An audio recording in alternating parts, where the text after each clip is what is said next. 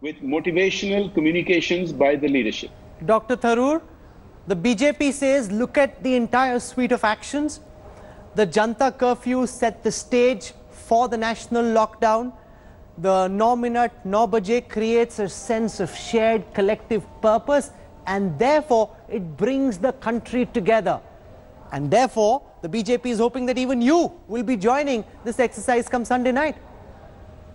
Oh yeah, no, I'll light a lamp, that's not a problem. The issue is not that. I agree with my friend Jay that democracies require communication.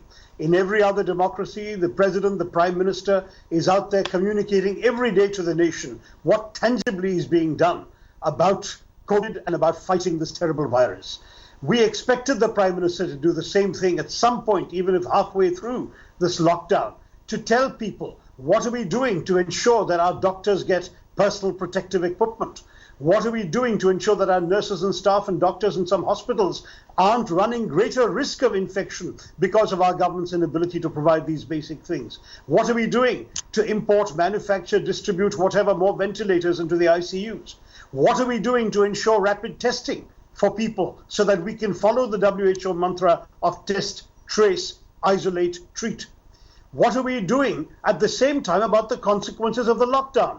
The nation has seen the unplanned disaster that befell the migrant workers. What is the government going to do in future to ensure that it thinks through the consequences of its decisions?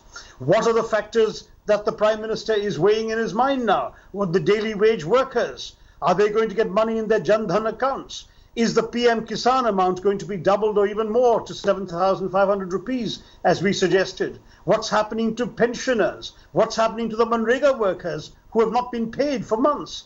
What's happening to the state governments who want their GST dues paid by the central government? What about business people? How are they going to be able to cope? Will there be tax relief or other forms of relief, interest waivers?